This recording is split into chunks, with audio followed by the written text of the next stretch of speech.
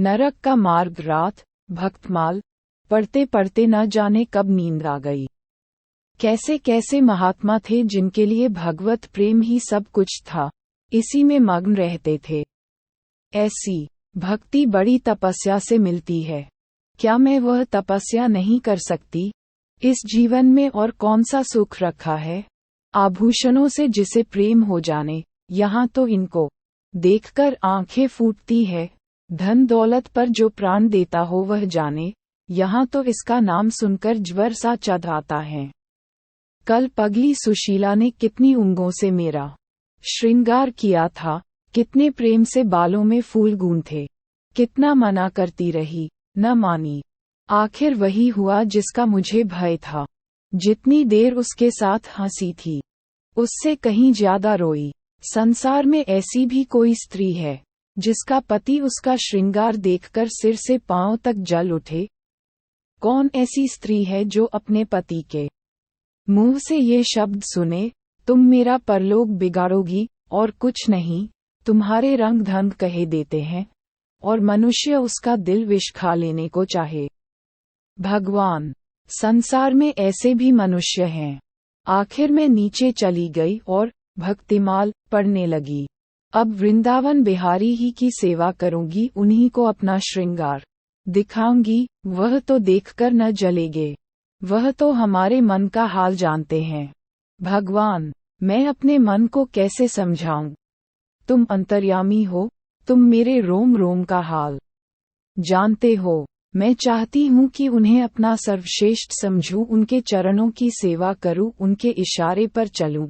उन्हें मेरी किसी बात से, किसी व्यवहार से नामात्र भी दुख न हो। वह निर्दोष हैं, जो कुछ मेरे भाग्य में था वह हुआ, न उनका दोष है, न माता पिता का, सारा दोष मेरे नसीबों ही का है। लेकिन ये सब जानते हुए भी जब उन्हें आते देखती हूँ तो मेरा दिल बैठ जाता है, मुंह पर मुरदनी सी छा जाती है, सिर भारी हो जाता है, जी चाहता है इनकी सूरत न देखूं, बात तक करने को जी नहीं चाहता। कभी शत्रु को भी देखकर किसी का मन इतना क्लांत नहीं होता होगा। उनके आने के समय दिल में धड़कन सी होने लगती है। दो एक दिन के लिए कहीं चले जाते हैं तो दिल पर से बोझ उठ जाता है। हंसती भी हूँ, बोलती भी हूँ, जीवन में कुछ आनंद आने लगता है, लेकिन उनके आने का समाचार पाते ही फिर चारों ओर अंधकार। चित्त की ऐसी दशा क्यों है, यह मैं नहीं कह सकती। मुझे तो ऐसा लगता है कि पूर्व जन्म में हम दोनों में बैर था, उसी बैर का बदला लेने के लिए उन्होंने मुझे से विवाह किया है। वही पुराने संस्कार हमारे मन में बने हुए हैं। नहीं तो वह मुझे देख देख कर क्यों जलते और मैं उनकी सूरत से क्यों घृणा करती। विवाह करने का तो यह मतलब नहीं हुआ करता। मैं अपने घर कहीं इससे सुखी थी। कभी भी मैं जीवन पर्यंत अपने घर आनंद से रह सकती थी। लेकिन इस लोक प्रथा का बुरा हो, जो अभागिन कन्याओं को किसी न किसी पुरुष के गले में बांध देना अनिवार्य समझती है। वह क्या जानता है कि कितनी युवतियां उसके नाम को रो रही है, कितने अभिलाषाओं से लहराते हुए कोमल हृदय उसके पैरों तल रौंदे जा रहे हैं। युवती के लिए पति कैसी कैसी मधुर कल्पनाओं का स्रोत होता है। पुरुष में जो उत्तम है, श्रेष्ठ है, दर्शनीय है, उसकी सजीव मूर्ति इस शब्द के ध्यान में आते ही उसकी नजरों के सामने आकर खड़ी हो जाती है। लेकिन मेरे लिए ये शब्द क्या है? हृदय में उठने वाला शूल, कलेजे में खटकने वाला कांटा, आंखों में गड़ने वाली किरकिरी, अंतःकरण को बेधने वाला व्यंग बाण। सुशीला को हमेशा हंसते देखती हूँ। वह कभी अपनी दरिद्रता का गिला नहीं करती। गहने नहीं हैं, कपड़े नहीं हैं, भाड़े के नन्हे से मकान में रहती है, अपने हाथों घर का सारा कामकाज करती है, फिर भी उसे रोते नहीं देखती। अगर अपने बस की बात होती तो आज अपने धन को उसकी दरिद्रता से बदल लेती। अपने पतिदेव को मुस्कराते हुए घर में आते देखकर उसका सारा दुख दारिद्र्य छूमंतर हो जाता है। छाती गज भर की हो जाती है। उसके प्रेमालिंगन में वह सुख है जिस पर तीनों लोक का धन न्योछावर कर दूं। आज मुझसे जबत न हो सका। मैंने पूछा, तुमने मुझसे किस लिए विवाह किया था? ये प्रश्न महीनों से मेरे मन में उठता था, पर मन को रोकती चली आती थी। आज प्याला छलक पड़ा। ये प्रश्न सुनकर कुछ बौखला से गए, बगलें झाँकने लगे, खीसे निकालकर बोले, घर संभालने के लिए, गृहस्थी का भार उठाने के लिए, और नहीं क्या भोग विलास के लिए? घरनी के बिना यह आपको भूत का डेरा सा मालूम होता था। नौकर चाकर घर की संपत्ति उड़ाए देते थे। जो चीज जहां पड़ी रहती थी, कोई उसको देखने वाला न था। तो अब मालूम हुआ कि मैं इस घर की चौकसी के लिए लाई गई हूँ। मुझे इस घर की रक्षा करनी चाहिए और अपने को धन्य समझना चाहिए कि यह सारी संपत्ति मेरी है। मुख्य वस्तु संपत्ति है, मैं तो केवल चौकीदारिन हूँ। ऐसे घर में आज ही आग लग जाए। अब तक तो मैं अनजान में घर की चौकसी करती थी, जितना वह चाहते हैं उतना न सही, पर अपनी बुद्धि के अनुसार अवश्य करती थी। आज से किसी चीज को भूलकर भी छूने की कसम खाती हूँ। यह मैं जानती हूँ, कोई पुरुष घर की चौकसी के लिए विवाह नहीं करता। और इन महाशय ने चिढ़कर यह बात मुझसे कही। लेकिन सुशीला ठीक कहती है, इन्हें स्त्री के बिना घर सुना लगता होगा, उसी तरह जैसे पिंजरे में चिड़िया को न देखकर पिंजरा सूना लगता है। ये हम स्त्रियों का भाग्य। मालूम नहीं इन्हें मुझ पर इतना संदेह क्यों होता है। जब से नसीब इस घर में लाया है, इन्हें बराबर संदेह मूलक कटाक्ष करते देखती हूँ। क्या कारण है? जरा बाल गुथवाकर बैठी और यह होठ चबाने लगे। कहीं जाती नहीं, कहीं आती नहीं, किसी से बोलती नहीं, फिर भी इतना संदेह। यह अपमान असह्य है। क्या मुझे अपनी आबरू प्यारी नहीं? यह मुझे इतनी छिछोरी क्यों समझते हैं? इन्हें मुझ पर संदेह करते लज्जा भी नहीं आती। काना आदमी किसी को हंसते देखता है तो समझता है लोग मुझी पर हंस रहे हैं। शायद इन्हें भी यही वहम हो गया है कि मैं इन्हें चिढ़ाती हूँ। अपने अधिकार के बाहर से बाहर कोई काम कर बैठने से कदाचित हमारे चित्त की यही वृत्ति हो जाती है। भिक्षुक राजा की गद्दी पर बैठकर चैन की नींद नहीं सो सकता। उसे अपने चारों तरफ शूद्र दिखाई देंगे। मैं समझती हूँ सभी शादी करने वाले बुढ़ों का यही हाल है। आज सुशीला के कहने से मैं ठाकुर जी की झांकी देखने जा रही थी। अब ये साधारण बुद्धि का आदमी भी समझ सकता है कि फूहड़ बहू बनकर बाहर निकलना अपनी हंसी उड़ाना है। लेकिन आप उसी वक्त न जाने किधर से टपक पड़े और मेरी ओर तिरस्कारपूर्ण नेत्रों से देखकर बोले, कहाँ की तैयारी है? मैंने कह दिया, जरा ठाकुर जी की झांकी देखने जाती हूँ। इतना सुनते ही त्योरियां चढ़ाकर बोले, तुम्हारे जाने की कुछ जरूरत नहीं। जो अपने पति की सेवा नहीं कर सकती, उसे देवताओं के दर्शन से पुण्य के बदले पाप होता। मुझसे उड़ने चली हो। मैं औरतों की नस नस पहचानता हूँ। ऐसा क्रोध आया कि बस अब क्या कहूँ। उसी दम कपड़े बदल डाले और प्रण कर लिया कि अब कब दर्शन करने जाऊंगी। इस अविश्वास का भी कुछ ठिकाना है। न जाने क्या सोचकर रुक गई। उनकी बात का जवाब तो यही था कि उसी क्षण घर से चल खड़ी हुई होती। फिर देखती मेरा क्या कर लेते। इन्हें मेरा उदास और विमन रहने पर आश्चर्य होता है। मुझे मन में कृतघ्न समझते हैं। अपनी समझ में इन्होंने मरे से विवाह करके शायद मुझ पर एहसान किया है। इतनी बड़ी जायदाद और विशाल संपत्ति की स्वामिनी होकर मुझे फूले न समाना चाहिए था। आठों पहरिन का यशगान करते रहना चाहिए था। मैं ये सब कुछ न करके उल्टे और मुंह लटकाए रहती हूँ। कभी कभी बेचारे पर दया आती है। यह नहीं समझते कि नारी जीवन में कोई ऐसी वस्तु भी है जिसे देखकर उसकी आंखों में स्वर्ग भी नरकतुल्य हो जाता है। 3 दिन से बीमार हैं। डॉक्टर कहते हैं बचने की कोई आशा नहीं, निमोनिया हो गया है। पर मुझे न जाने क्यों इनका गम नहीं है। मैं इनती वज्र हृदय कभी न थी। न जाने वह मेरी कोमलता कहाँ चली गई। किसी बीमार की सूरत देखकर मेरा हृदय करुणा से चंचल हो जाता था। मैं किसी का रोना नहीं सुन सकती थी। वही मैं हूँ कि आज 3 दिन से उन्हें बगल के कमरे में पड़े कराहते सुनती हूँ और एक बार भी उन्हें देखने न गई। आंखों में आंसू का जिक्र ही क्या। मुझे ऐसा मालूम होता है इनसे मेरा कोई नाता ही नहीं, मुझे चाहे कोई पिशाचनी कहे चाहे कुलटा। पर मुझे तो ये कहने में लेशमात्र भी संकोच नहीं है कि इनकी बीमारी से मुझे एक प्रकार का ईर्ष्या में आनंद आ रहा है।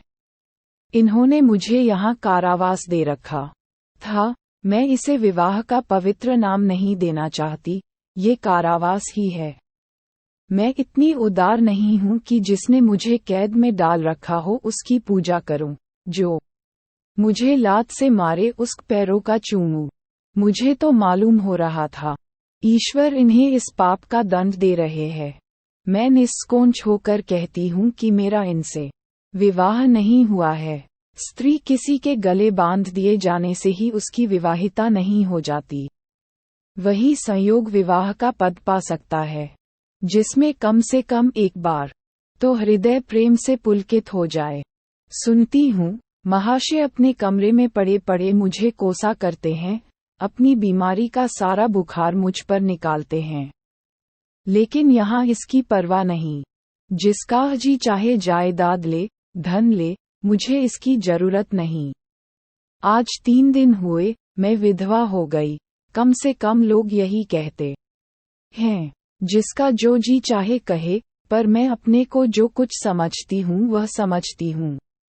मैंने चूड़ियाँ नहीं तोड़ी। क्यों तोड़ूं? क्यों तोड़ूं? मांग में सिंदूर पहले भी न डालती थी, अब भी नहीं डालती। बूढ़े बाबा का क्रिया कर्म उनके सुपुत्र ने किया, मैं पास न फटकी। घर में मुझ पर मनमानी आलोचनाएं होती हैं। कोई मेरे गूंथे हुए बालों को देखकर नाक सिमकोड़ता है, कोई मेरे आभूषणों पर आंख मटकाता है। यहाँ इसकी चिंता नहीं। उन्हें चिढ़ाने को मैं भी रंग बिरंगी साड़ियाँ पहनती हूँ और भी बनती संवरती हूँ। मुझे जरा भी दुख नहीं है। मैं तो कैद से छूट गई। इधर कई दिन सुशीला के घर गई। छोटा सा मकान है, कोई सजावट न सामान, चारपाया तक नहीं, पर सुशीला कितने आनंद से रहती है। उसका उल्लास देखकर मेरे मन में भी भांति भांति की कल्पनाएं उठने लगती हैं। उन्हें कुत्सित क्यों कहूं, जब मेरा मन उन्हें कुत्सित नहीं समझता। इनके जीवन में कितना उत्साह है। आंखें मुस्कराती रहती हैं, ओठों पर मधुर हास्य खेलता रहता है, बातों में प्रेम का स्रोत बहता हुआ जान पड़ता है। इस आनंद से, चाहे वह कितना ही क्षणिक हो, जीवन सफल हो जाता है। फिर उसे कोई भूल नहीं सकता। उसी स्मृति अंत तक के लिए काफी हो जाती है। इस मिजराब की चोट हृदय के तारों को अंतकाल तक मधुर स्वरों में कंपित रख सकती है। एक दिन मैंने सुशीला से कहा, अगर तेरे पतिदेव कहीं परदेश चले जाए तो रोते रोते मर जाएगी। सुशीला गंभीर भाव से बोली, नहीं बहन, मरूगी नहीं। उनकी याद सदैव प्रफुल्लित करती रहेगी, चाहे उन्हें परदेश में बरसों लग जाएं। मैं यही प्रेम चाहती हूँ। इसी चोट के लिए मेरा मन तड़पता रहता है। मैं भी ऐसी ही स्मृति चाहती हूँ जिससे दिल के तार सदैव बजते रहें, जिसका नशा नित्य छाया रहे। रात रोते रोते हिचकियां बंध गई। न जाने क्यों दिल भर आता था। अपना जीवन सामने एक बिहड़ मैदान की भांति फैला हुआ मालूम होता था, जहां बगुलों के सिवा हरियाली का नाम नहीं। घर फाड़े खाता था। चित ऐसा चंचल हो रहा था कि कहीं उड़ जाऊं। आजकल भक्ति के ग्रंथ की ओर ताकने को जी नहीं चाहता, कहीं सैर करने जाने की भी इच्छा नहीं होती। क्या चाहती हूँ वह मैं स्वयं भी नहीं जानती, लेकिन मैं जो जानती वह मेरा एक एक रोम रोम जानता है। मैं अपनी भावनाओं को संजीव मूर्ति हैं, मेरा एक एक अंग मेरी आंतरिक वेदना का आर्तनाद हो रहा है। मेरे चित्त की चंचलता उस अंतिम दशा को पहुंच गई है जब मनुष्य को निंदा की न लज्जा रहती है और न भय। जिन लोभी स्वार्थी माता पिता ने मुझे कुएं में धकेला, जिस पाषाण हृदय प्राणी ने मेरी मांग में सिंदूर डालने का स्वांग किया, उनके प्रति मेरे मन में बार बार दुष्कामनाएं उठती हैं। मैं उन्हें लज्जित करना चाहती हूँ। मैं अपने मुंह में कालिख लगाकर उनके मुख में कालिख लगाना चाहती हूँ। मैं अपने प्राण देकर उन्हें प्राणदंड दिलाना चाहती हूँ। मेरा नारीत्व लुप्त हो गया है। मेरे हृदय में प्रचंड ज्वाला उठी हुई है। घर के सारे आदमी सो रहे थे। मैं चुपके से नीचे उतरी, द्वार खोला और घर से निकली, जैसे कोई प्राणी गर्मी से व्याकुल होकर घर से निकले और किसी खुली हुई जगह की ओर दौड़े। उस मकान में मेरा दम घुट रहा था। सड़क पर सन्नाटा था, दुकानें बंद हो चुकी थी। सहसा एक बुढ़िया आती हुई दिखाई दी। मैं डरी कहीं ये चुड़ैल न हो। बुढ़िया ने मेरे समीप आकर मुझे सिर से पांव तक देखा और बोली, किसकी राह देख रही हो? मैंने चिढ़कर कहा, मौत की। बुढ़िया, तुम्हारे नसीबों में तो अभी जिंदगी के बड़े बड़े सुख भोगने लिखे हैं। अंधेरी रात गुजर गई, आसमान पर सुबह की रोशनी नजर आ रही है। मैंने हंसकर कहा, अंधेरे में भी तुम्हारी आंखें इतनी तेज हैं कि नसीबों की लिखावट पढ़ लेती हैं। बुढ़िया, आंखों से नहीं पती बेटी, अक्ल से पढ़ती हूँ। धूप में चूड़े नहीं सफेद किए हैं। तुम्हारे दिन गए और अच्छे दिन आ रहे हैं। हंसो मत बेटी, यही काम करते इतनी उम्र गुजर गई। इसी बुढ़िया की बदौलत जो नदी में कूदने जा रही थी, वे आज फूलों की सेज पर सो रही है। जो जहर का प्याल पीने को तैयार थीं, वे आज दूध की कुल्लियां कर रही हैं। इसीलिए इतनी रात गए निकलती हूँ कि अपने हाथों किसी अभागिन का उद्धार हो सके तो करूं। किसी से कुछ नहीं मांगती, भगवान का दिया सब कुछ घर में है।